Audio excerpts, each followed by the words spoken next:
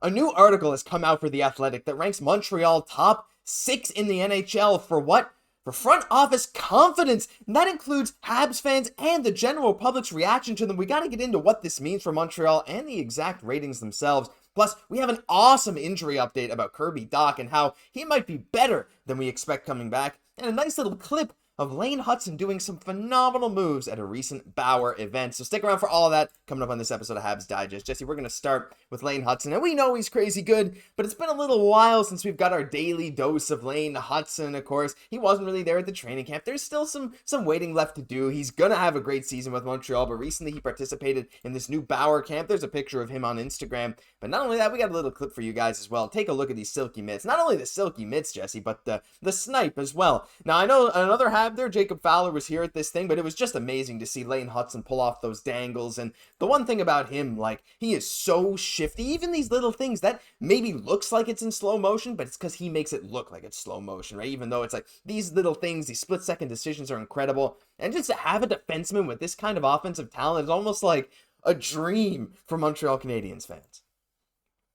Showing the shots, showing the deeks. Lane Hutson's got it all, right? He's, again, proven why he had those 97 points in 77 NCAA games. Like, this guy's just an absolute dynamo offensively, Josh. But the big thing for me, because he's still got his naysayers, right? He's still got people don't believe him. They say that he can't do it. For me, it's when you got a player like Lane Hutson who is that skilled, but then also has the work ethic, the work rate that he does. For me, that is a very good combo. That's why I really believe in this player. It's actually only a lot of the elite athletes in many different sports, regardless of size, right? It's when you have that elite level skill, but then that elite level work ethic to kind of separate yourself from everybody else. That's what always makes the best. Now, for sure, Lane, he's going to still have to battle the size. That's still going to be part of the equation. But I believe because of those two things, that he's going to be tremendously successful, because we've seen in sports the very same things happen. Yeah, and hey, maybe that size is increasing. You guys see that picture of his quads? My goodness, he's rivaling Marty St. Louis now. I guess that's what you get when you spend your whole life training for hockey. But you're very right. That work ethic is something that not only have we seen with Lane Hutson, but we've seen with I feel like we say this for every Habs draft pick, every single prospect. It's like, look at their work ethic. Look at how much they love to play the game of hockey, whether it's Demidov or Slav or Hutson or even Reinbacher, right? These guys have that drive to get better, and just to see it manifest like this is absolutely unreal. Love to hear your thoughts on that little video. It's only a short clip, I know, but when you don't have something for a while, when you don't have Lane Hutson for a while, it's so nice to get to see that stuff. But let's move on quickly to the Kirby Dach stuff. Now, Corrine Haynes wrote an article for the Hockey News, moved from the Hockey Writers to the Hockey News, so I think that's an upgrade. I'm not totally sure, but regardless, thank you, Corrine, for always writing these amazing articles. I know they've watched some videos before, has left some comments. So anyway, credit where credit is due. Check out the article down below, as always, as we want to get into some stuff where they looked into Kirby Dach's injury, but mostly into other players that have had similar ACL injuries. And Jesse, it paints a surprisingly nice picture. So first of all, I want to talk about Andrei Svechnikov. Now, they also mentioned, Ilya Mikheyev before, how Mikheyev came back and had a very solid season, but Svechnikov had an ACL injury in the second half of the 2022-23 season, but came back 7 months later, and despite having random upper body injuries that were not related to that ACL injury, still put up 52 points in 59 games. And not only that, in 2011, and since then, Jesse, in the last 15 years, medical technology and surgeries have come a long, long way since then. But even then, surgeon Xhekaj said that in roughly 90% of cases, an athlete who undergoes an ACL reconstruction will be fine in 6 months and be able to play as he was pre-injury, which is something that is like not intuitive to me, right? Like, as growing up watching basketball, especially, a torn ACL was maybe not a death sentence to your career, but you're falling down the lineup. But even now, maybe in hockey, it's not as bad. I don't really know the severity, but to hear this kind of stat is unbelievable and gives me much more hope than I think I ever had about Kirby Dach coming back at a super high level. And we really needed this, right? Because we know what this player can do if he's healthy, right? But that question is still kind of lingering in our mind, like, okay, is he going to be able to come back and really be healthy for a full year? And, the evidence is showing that, yes, absolutely. So many athletes have gone through this very same thing and have come back even stronger than ever, not missing a beat. It's actually the story. Tom Brady had the same injury, went on to win 4 more Super Bowls, right? So it's quite a relief just to know that he's had not just the 6 months, but also like close to a full year, calendar year now to really heal. So you have to feel like he's going to be better, ready and back to go in no time. And he's still been around the game so much in terms of like being behind the bench, spending time with management, with teammates. So he's doing everything that he could except being back on the ice. But he's raring to go, and we're going to be seeing him back out there very shortly. Every time we saw him, too, he looked so sad to not be out there with his teammates, didn't he? Like, he just looked like a guy that is raring to go, ready to get back on the ice. So, yeah, just a little interesting thing. There's a lot more great stuff in that article. Like I said, check it out in the description, because there's... I guess I just never really realized how strong players could come back from torn ACLs these days, and definitely gave a little boost of happiness reading this. Final topic, Jesse. We gotta talk about this Athletic article from Dom Lucian.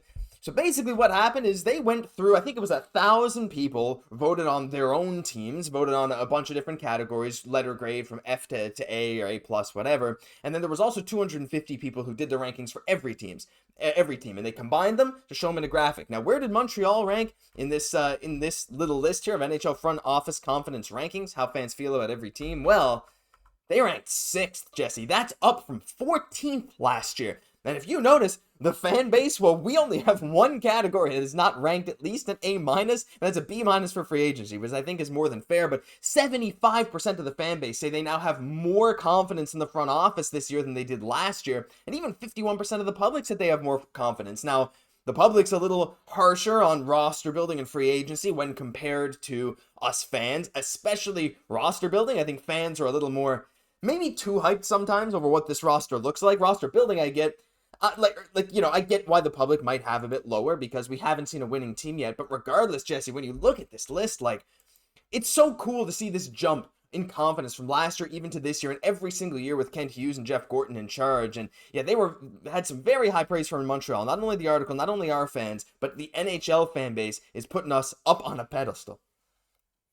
As well as just players from the Habs. We've seen in, recent interviews after contract signings, and when Xhekaj or a Slav or a Barron's being asked, what do you think of this Habs management so far this offseason and what they've done so far, is everybody's just saying they think it's really good what they're doing, that they're doing a great job. So it's this nice situation, right, where we're trusting Kent Hughes, and that has to feel nice for him, right, that he's got that trust in the organization, right, from the players, and vice versa. That's why we trust him in these situations with Patrick Laine, that he's just going to make that right decision. He's kind of earned that from him. So that's that nice situation. I think it's that ideal situation for everybody involved, right? And obviously the analysts, it's spreading to them now, where, when asked in this article, they said that they think that the Habs are building a powerhouse in this league. And I quote, saying that they say that the Montreal Canadiens is an example of the best rebuild in the NHL right now, which is absolutely huge praise. You got to think, take the Anaheim Ducks and Buffalo Sabres, all the same, right? The fact that we're really getting this rebuild right, not just, exactly of having the vision for this team, but not doing it too fast, not doing it too slow, doing it just right. So it's so nice to see them getting some love from outside of Montreal on this. For sure. It's absolutely amazing. And again, I get the one thing I would say the public maybe could bump up. I mean, I know it's only one below our own fan base, but that vision, to me, I would vote the vision an A. Yeah. It's extremely clear what the Habs organization is going for. But whatever. I mean, honestly, the fact that they're 6th is amazing. Behind only Florida, Dallas, Utah was up there, Tampa Bay, and Vancouver. All of those teams, quite good teams, minus Utah, who is in a great spot moving forward roster-wise. One final thing to end off the video, though, Jesse. A direct quote from Dom in the article.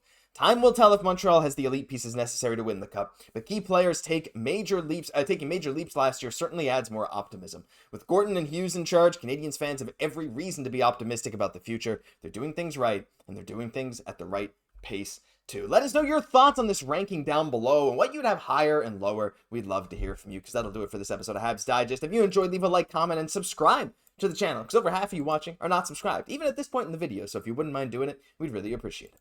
I'm Josh Gosse, for my co-host Jesse Poirier. We'll catch you in the next one.